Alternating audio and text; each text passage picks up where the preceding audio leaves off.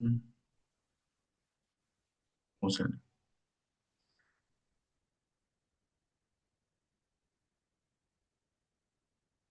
ok, muy bien. Buenas noches, así apenas.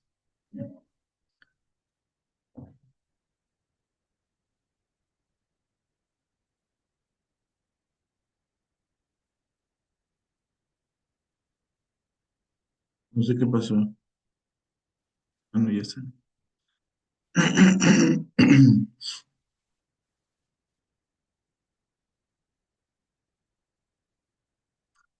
Demos 15 minutos.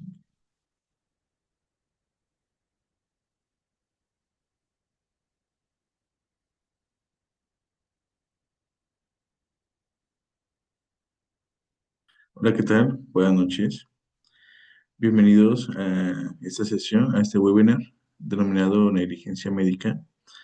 Em, bueno, mi nombre es Abimael Salinas, soy médico y soy alumno de la maestría de Administración e Instituciones de Salud por parte de la Universidad de, del IEU.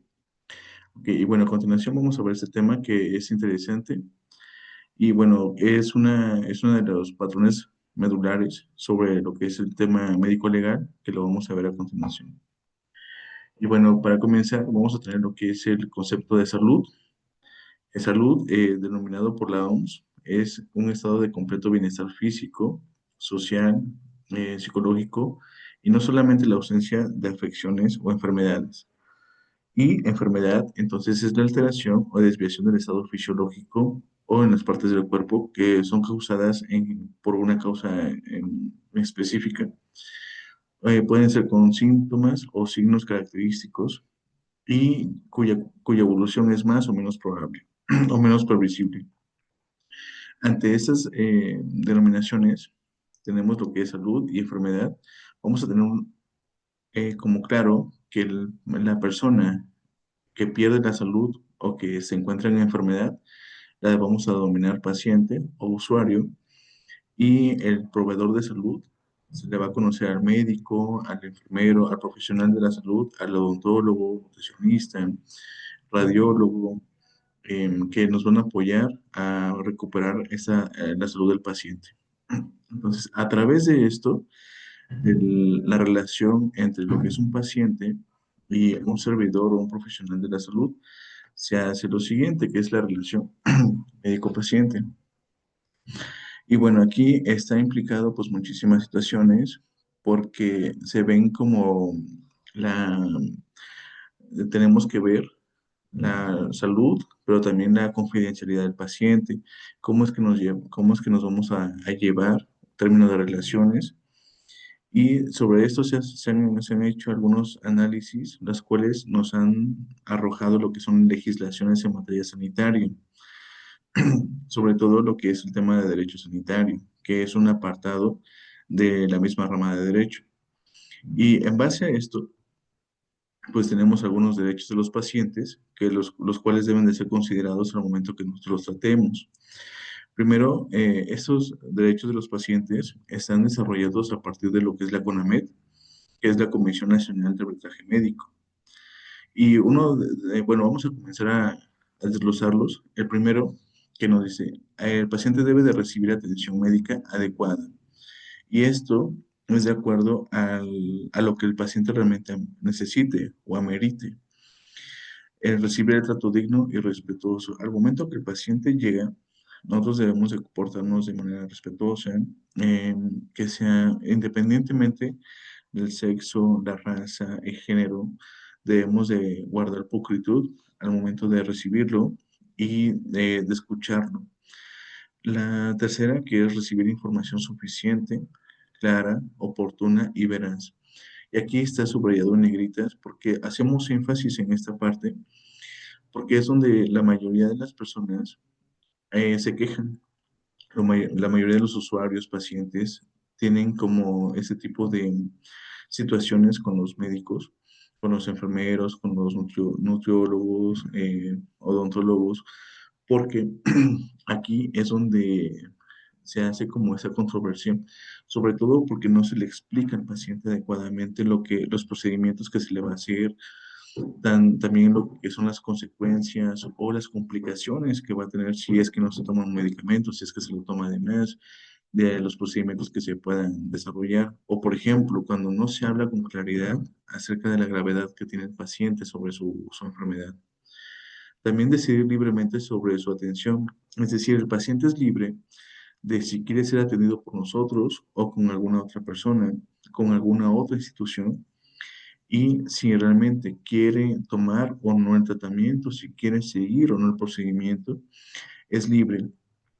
Pero también para esto ya debió haber recibido toda la información sobre los riesgos, los beneficios, sobre las complicaciones, sobre el derecho anterior. Y en base a eso, él es libre de tener toda la decisión posible. El siguiente derecho es ser tratado con confidencialidad, ya que es algo muy importante, porque el paciente cuando llega debemos de cubrir su integridad como persona, que su caso no ande divulgándose. E incluso cuando se hacen estudios de casos o sesión de casos clínicos, si tomamos ese caso, deben de cubrirse la parte de su nombre, su apellido. Por ejemplo, si se llama, no sé, Eleuterio Sánchez Gómez, pues no se le pone todo el nombre, solamente las iniciales E, S y G, cubriendo precisamente su integridad, su confidencialidad y también que no se ande divulgando entre colegas que no participen en el caso. Eso es muy importante, que el paciente conserve esta integridad. También contar con las facilidades para obtener una segunda opinión. Y aquí es muy válido, por ejemplo, a veces que al paciente se le manda a hacer o se le dictamina probable diagnóstico en base a todo el cuadro clínico, a los estudios de laboratorio, de gabinete, y se integra un diagnóstico.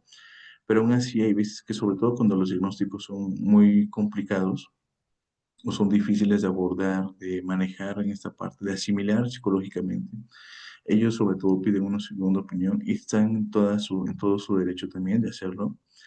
Y ese hecho no nos debe de molestar. También la siguiente, que es recibir atención médica en caso de urgencia. Aquí se hace un énfasis sobre todo a que toda institución está obligada a que el paciente sea atendido de urgencia. No importa si es derechohabiente o no. Y si el paciente, por ejemplo, si acude a un lugar que es privado y el paciente no tiene para pagar, esa institución también debe de otorgarle lo que son las primeras atenciones para salvaguardar su integridad, para salvaguardar su vida.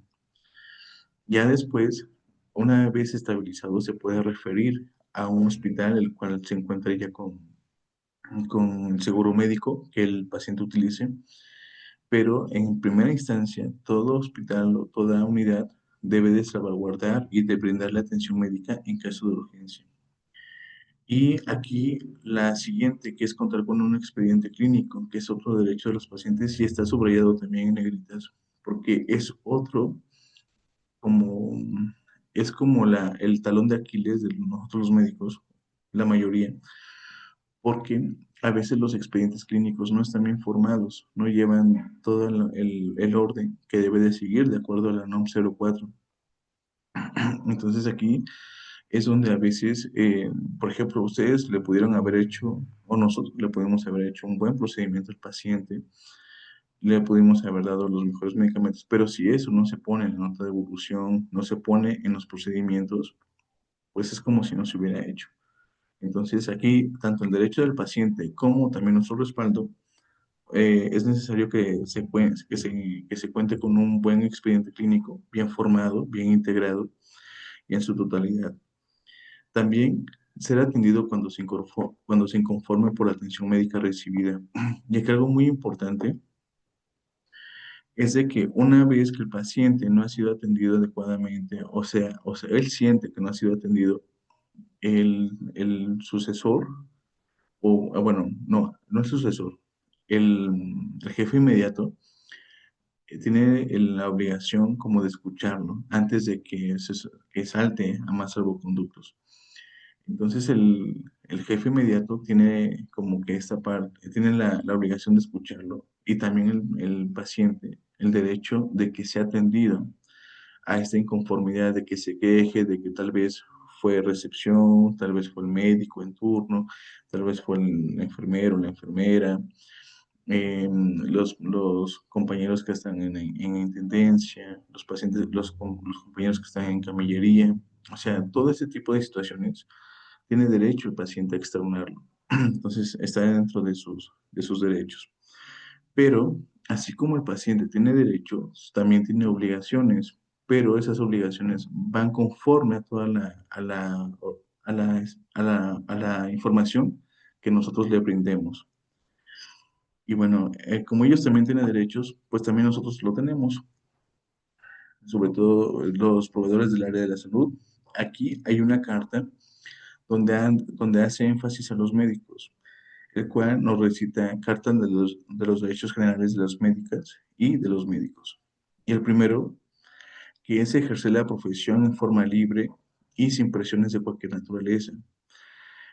Aquí sobre todo pasa mucho en algunas instituciones, las cuales los pacientes vienen recomendados y el médico o la enfermera, enfermero, se sienten con esta presión de atender al paciente y esa presión que es generada sobre él o sobre ella hace que no lo atienda adecuadamente. Entonces, eso también es un derecho de nosotros y en el cual es necesario expresarlo, laborar en instalaciones apropiadas y seguras que garanticen su práctica profesional.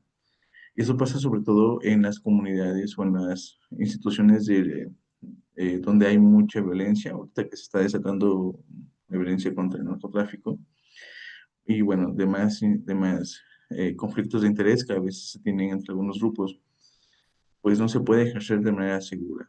Entonces, y siempre prever la seguridad, la integridad de los médicos.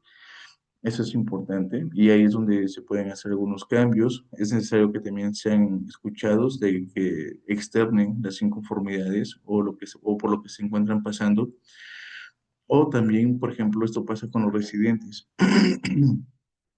Los residentes, no sé, aunque últimamente vimos un suicidio, bueno, un paciente, un residente con un acto de autolisis, el cual se llevó en uno de los hospitales del norte del país. Ahí también era dentro de sus derechos de que fuera un área segura, apropiada, pero desafortunadamente pues pasaron ese tipo de situaciones, las cuales nos hacen ponernos en alarmas rojas y bueno, hay que seguir actuando sobre eso.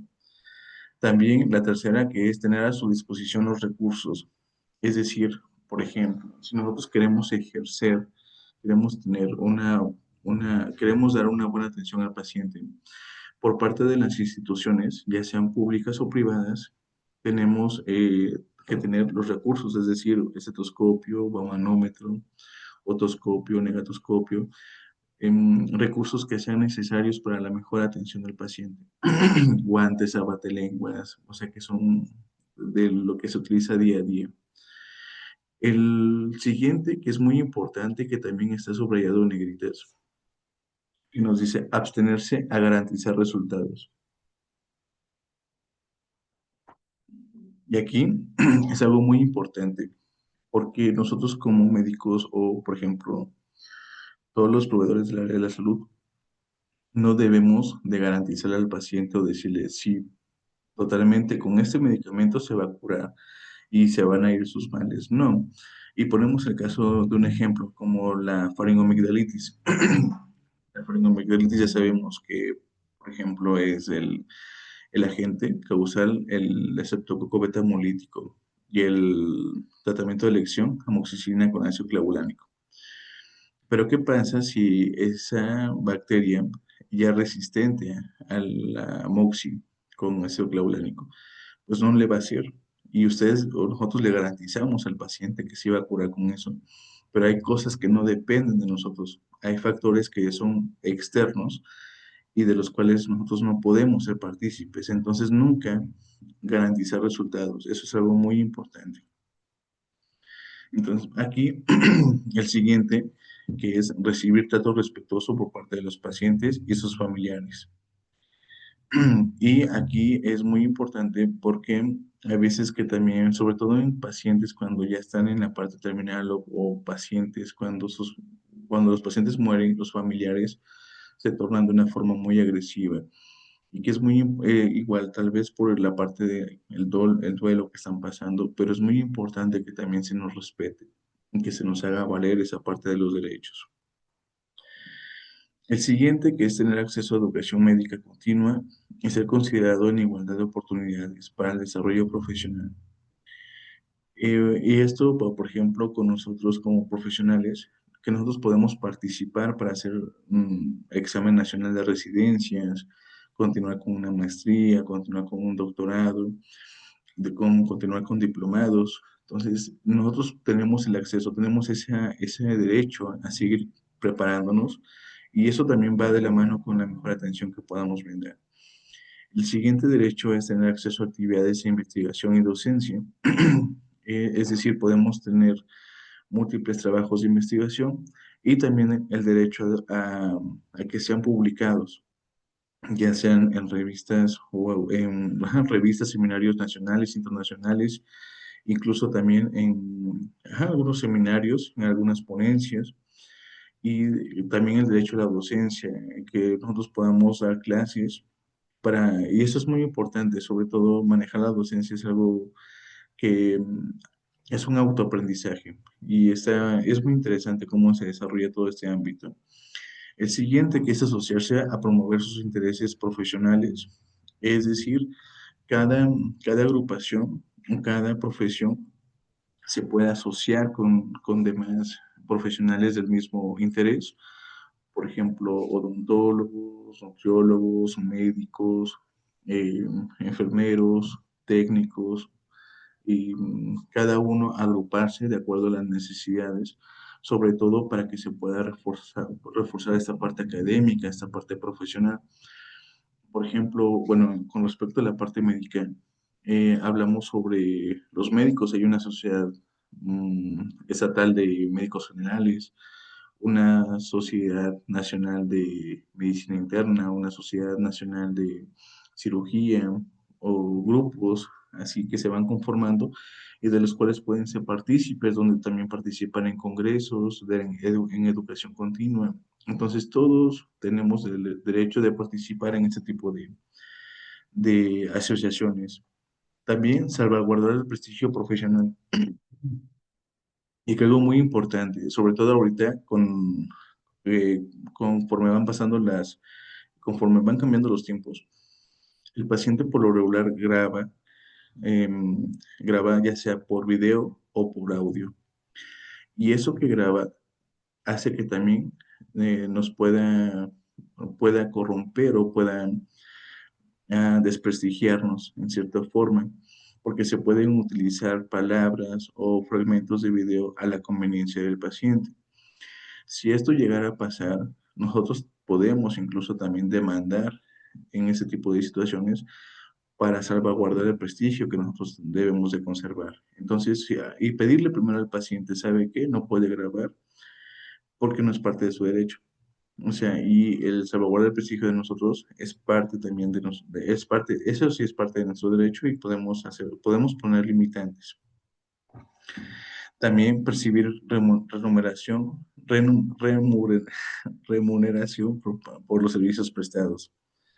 Es decir, por cada consulta que nosotros demos, por cada atención, nosotros tenemos derecho también a percibir parte de esos conceptos y es válido. Muy bien, ahora tenemos un fundamento, sobre todo constitucional, que hace que nosotros tengamos este tipo de protección en la salud y que no se cometan tantos errores. Y para esto tenemos, dentro de lo que son los fundamentos, el primero, que es el que nos rige, que es la Constitución Política de los Estados Unidos Mexicanos, publicada en 1917, que en el artículo cuarto nos menciona que toda persona tiene derecho a la protección de la salud, la cual nos dice que la ley definirá las bases y modalidades para el acceso a los servicios de salud, la cual tuvo mayor relevancia en 1986 cuando se modificó este artículo. Entonces tenemos el primero, que es la Constitución mexicana, al segundo, que es la Declaración Universal de los Derechos Humanos, la cual en el artículo 25 nos menciona que toda persona tiene derecho a un nivel de vida adecuado que asegure, así como su familia, la salud y el bienestar, y en especial la asistencia social y los servicios sociales necesarios. Entonces, bueno, y si hacemos como un poco de historia, pues la Declaración de los Derechos, la Declaración Universal se llevó a cabo en 1948. Entonces ya tiene muchísimos años, casi 73 años de la declaración, un 10 de diciembre. Entonces, desde esas fechas, pues se viene hablando sobre lo que es el acceso a la salud. Ok, y el tercero, que es la Ley General de Salud, la cual aún está vigente, y fue publicada desde 1984, que en el artículo 2 nos dice que el disfrute, bueno, fracción quinta del artículo 2 nos menciona sobre el disfrute de los servicios de salud y de asistencia social, que tienen que satisfacer eficaz y oportunamente las necesidades de la población. Entonces, esos serían nuestros fundamentos, así como el artículo 23 de la misma ley de salud, que nos menciona sobre los servicios de salud, que son específicamente aquellas acciones realizadas en beneficio del individuo y de la sociedad en general para proteger, promover y restaurar la salud de la persona y de la colectividad. El artículo 32 también, que se entiende por atención médica específicamente a conjuntos de servicios que se proporcionan al individuo con el fin de proteger, promover y restaurar su salud. Muy bien. Ahora, con todo esto, que tenemos un fundamento, la relación médico-paciente, tenemos que ver entonces en qué caemos cuando no estamos llevando adecuadamente este tipo de relación. Y a eso se le llama negligencia médica, que en términos contextuales nos menciona que es un acto u omisión del personal médico del cual se deriva de con una lesión o con una lesión a un órgano o a la parte de alguna parte del cuerpo que puede atribuirse a un descuido o a la ejecución errónea de la práctica médica.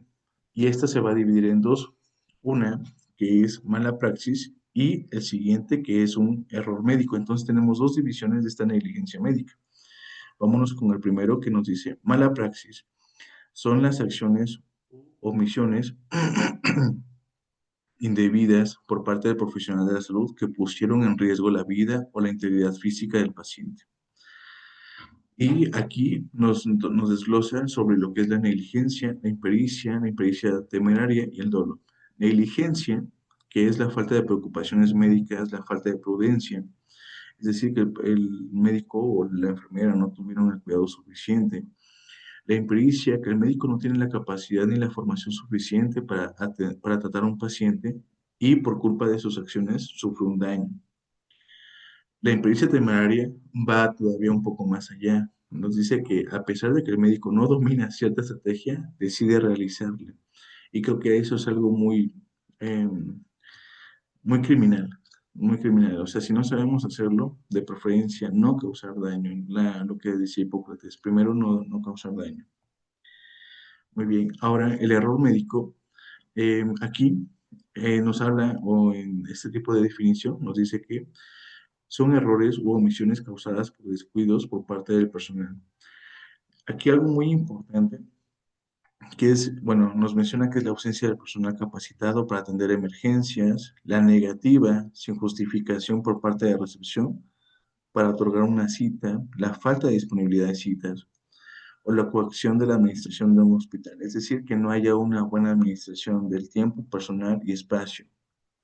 Aquí vamos a hacer la diferencia. La negligencia se divide en dos, como habíamos comentado. Mala praxis y la siguiente, que es error médico. La mala praxis es por parte del médico, mientras que el error médico es por parte de la institución. Es decir, no hay buena infraestructura para poder solventar ese tipo de situaciones. Ahora, cuando esto pasa, ¿quién interviene? Son dos instituciones, sobre todo, lo que es la CONAMED y la CNDH. La CONAMED es la Comisión Nacional de Arbitraje Médico, en la cual va a establecer los derechos de pacientes, pero también de los médicos. Y como su nombre lo dice y como lo estamos viendo en la imagen, es como funciona como un árbitro. Trata de calmar, de apaciguar y de que todos lleguen a un acuerdo, de que esa queja que está llegando a la CONAMED se quede ahí y que no salga o no sobrepase otras líneas como lo es la vía penal, por ejemplo, que no se llegue a instancias ya ejecutivas, instancias penales. Ahora, ¿cómo se sigue este proceso? Primero tenemos lo que son las comisiones estatales. Cuando el paciente llega con su queja o el familiar llega con su queja a la CONAMED, tiene que firmar lo que es una conciliación, donde él está de acuerdo en llegar a una conciliación sin que pase a la parte penal o la parte civil. Tiene que reunir todas las pruebas periciales, es decir, todos los documentos que pueda tener, y de ahí se hace una investigación con una prueba pericial, es decir, se pone un médico o una médica o un enfermero que sean especialistas en el área, es decir, si fue de gineco, pues de gineco, si fue de medicina interna, si fue de urgencias, de urgencias, como si fuera un peritaje. Y se reúnen todos los elementos y a partir de ahí, una vez que ya se tiene la resolución, se emite lo que es el laudo. El laudo es la resolución, es el resultado final. Es decir, quién tuvo la culpa y a partir de dónde se tuvo la culpa. Y en base a eso, qué es lo que se tiene que pagar. Ver de qué forma se puede solventar el daño. Y esto es apremiado o avalado por un juez civil. Es decir, le da la autorización y se establece lo que es una multa o una recuperación del daño. Y esto está escrito por parte de lo que es la Suprema Corte de Justicia de la Nación. El segundo, que es la Comisión Nacional de Derechos Humanos. Y aquí nos hace un énfasis de que todos los humanos tenemos derechos, valores, también responsabilidades, y las cuales no podemos sobrepasar sobre otras personas. Y de los derechos humanos tenemos cada estado tiene como este tipo de oficinas, las cuales son comisiones estatales, y lo que cuida son precisamente lo que son los derechos de los pacientes. Y hay que lo vigilan de que no se hayan violentado. Entonces, y tienen prácticamente el mismo camino que tiene con la Comisión Nacional de Arbitraje Médico. Ahora, ¿qué leyes federales son aplicables hacia lo que son este tipo de situaciones de comisión de negligencia? Tenemos primero lo que es el Código Penal Federal, el cual nos habla desde el capítulo 228, desde el artículo 228 al 230, las cuales nos habla de las responsabilidades de las profesiones, de los profesionales de la salud. Y aquí el 228 nos dice textualmente, los profesionistas, artistas o técnicos y sus auxiliares serán responsables de los delitos que cometan en el ejercicio de la profesión. En los términos siguientes y sin prejuicio de las prevenciones contenidas en la Ley General de Salud o en otras normas sobre ejercicio profesional, en su caso. Además de las sanciones fijadas para los delitos que resulten consumados, sean dolosos o culposos, se les aplicará suspensión de 1 mes a 2 años en el ejercicio de la profesión o definitiva en caso de reincidencia. Estarán obligados a la reparación del daño por sus actos propios y por lo de sus auxiliares cuando estos obren de acuerdo con las instrucciones de aquellos. Es decir, tengan cuidado con lo que les dicen, con lo que les mandan, porque si ustedes saben que eso está mal, pero si alguien le está diciendo, una, pasan ustedes y pasan el que le está mandando. Y también lo mismo, si ustedes mandan a hacer algo que no debe de ser, pero lo hace otra persona, entonces también eso, la ley va para quien lo manda a hacer como para quien lo ejecuta. El artículo 229 que nos dice, el artículo anterior se aplicará a los médicos que habiendo otorgado responsiva para hacerse cargo de la atención del lesionado o enfermo, lo abandonen para su tratamiento sin causa justificada y sin dar aviso inmediato a la autoridad correspondiente. Y esto es algo muy importante, no se debe de abandonar al paciente. Y el 230 nos dice que se impondrá prisión de 3 meses a 2 años hasta 100 días multas y suspensión de 3 meses a 1 año a juicio del juzgador a los directores encargados o administradores de cualquier centro de salud que incurran en alguno de los casos siguientes. Y ya nos habla sobre impedir la salida de un paciente, aunque sea público, aunque sea privado, pero que el paciente necesite salir, debe de salir. No se le puede, eso es como sería como un secuestro. Retener sin necesidad a un recién nacido también en un hospital y retardar o negar